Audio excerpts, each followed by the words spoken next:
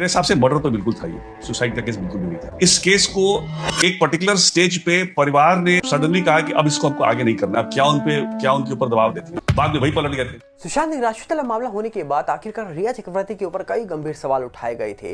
रिया चक्रवर्ती की कई सारी चैट्स निकल के आई थी, पर हाल ही में रिया चक्रवर्ती ने फिर से इस पूरे मामले में एंट्री लेकर बहुत सारी बातों का जवाब दिया है, चैप्टर 2 के बारे में बताया है।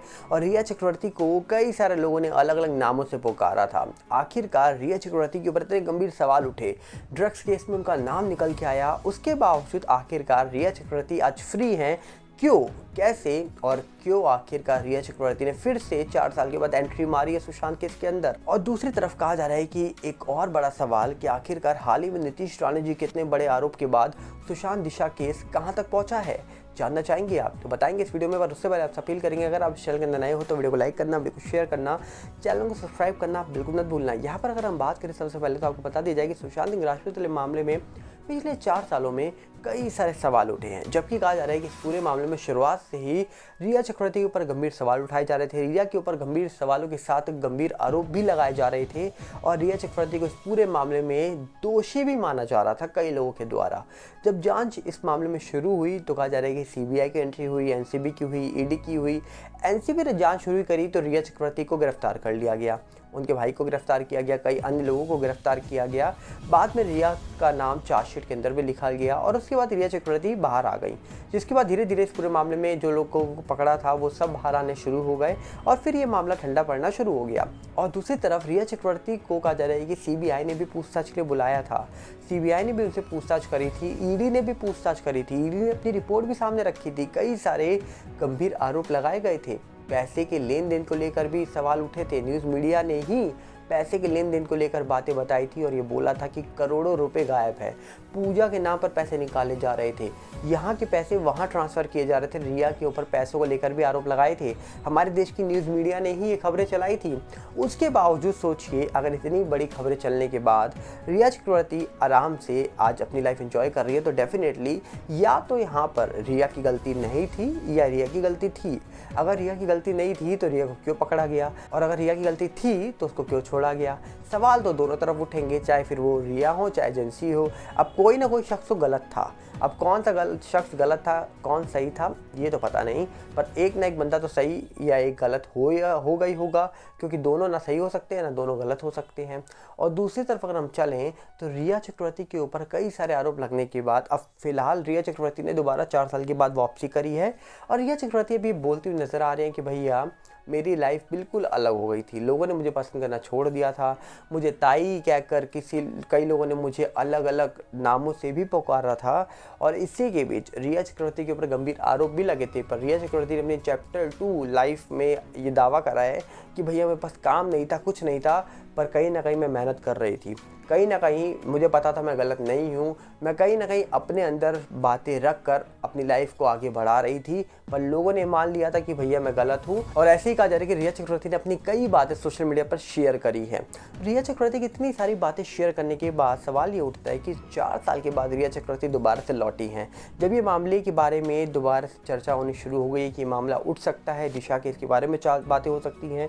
रिया के ऊपर से इतने आरोप नहीं लगे थे, आपको याद दिला दें हम, सुशांत की हार्ड ड्राइव से लेकर 9 तारीख के घर छोड़ने से लेकर रिया महेश भट्ट की चैट से लेकर कई सारे आरोप लगे थे कि आखिरकार रिया चक्रवर्ती हार्ड ड्राइव लेके गई थी क्या, क्यों महेश भट्ट के साथ उनकी चैट हुई, क्यों आखिरकार 12 तारीख को एक फ़ोटो निकल के आती है जो सुशांत के घर से पोस्ट हुई थी, ऐसे दावे हुए थे, जिसमें रिया के हाथ में केक था, ऐसे दावे भी किए गए थे। अब सवाल ये उठता है कि आखिरकार क्या इस पूरे मामले के बारे में रिया के ऊपर जो सवाल उठाए गए थे वो लाजमी थे या बेबुनियाद थे, इसके बारे में भी वही एजेंसी बता सकती है अच्छे से जो इस पूरे मामले के बारे में जांच कर रही है। और अब बात करें तो रिया चक्रवर्ती की 4 साल के बाद वापसी हो रही है और ये वापसी तब हुई है जब हमने हाल ही में सुना कि नीतीश राणे जी सुशांत दिशा केस के बारे में दोबारा से जिक्र कर रहे हैं। सुशांत दिशा केस के बारे में बातें कर सकते हैं और बातें करने के साथ साथ वो सबूत भी सामने पेश कर सकते हैं, और ऐसा अभी हाल ही में हुआ। उन्होंने सुशांत दिशा केस के बारे में जिक्र करा और जिक्र करने के बाद सबूत भी पेश करने की बात करी है और हाल ही में उनको एसआईटी ने समन भी किया था।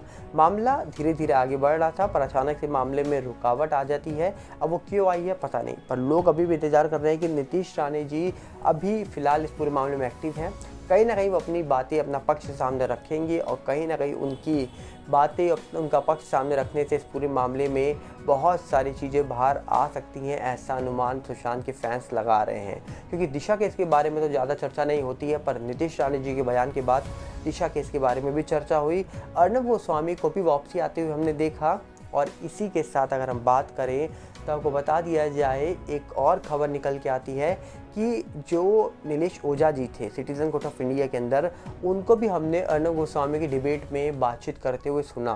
क्योंकि सिटीज़न कोर्ट ऑफ इंडिया के अंदर जब सुशांत और दिशा केस के बारे में जिक्र हो रहा था तो ये अनुमान लगाया जा रहा था कि नेता अभिनेताओं के ऊपर आरोप लग रहे थे और ये अनुमान लगाया गया था कि जल्दी इस पूरे मामले का फैसला आ जाएगा, जल्दी ही पता लग जाएगा कौन गलत है कौन सही है। पर ऐसा कुछ हुआ नहीं और इसी चीज़ को लेकर आज भी लोग इस पूरे मामले के बारे में जानना चाहते हैं, सुनना चाहते हैं और कहीं ना कहीं फाइनल कंक्लूजन क्या निकल के आएगा इसके बारे में भी लोग जानने के लिए अभी कहा जा रहा है कि वेट कर रहे हैं। तो देखते हैं कि आखिरकार सुशांत केस के बारे में या दिशा केस के बारे में कब क्या सच निकल के आएगा, बार ये तो पता नहीं। पर बॉलीवुड ने जिस प्रकार चुप्पी साधी है, रिया चक्रवर्ती को जिस प्रकार बॉलीवुड का साथ मिला है, ये काबिल तारीफ़ है। और रिया चक्रवर्ती अब कहीं ना कहीं 4 साल के बाद वापसी करके अपनी लाइफ का चैप्टर 2 बता रही हैं और कहीं ना कहीं बता रही हैं लोगों ने मुझे नफरत करी है, लोगों ने मेरा अलग अलग नाम रखा है, पर कहीं ना कहीं अब कहीं अपनी लाइफ को मैं बदल चुकी हूँ, बहुत सारी चीज़ें मैंने चेंज कर ली हैं। तो रिया चक्रवर्ती अपना पक्ष, अपनी बातें सामने रखती हुई नज़र आ रही हैं।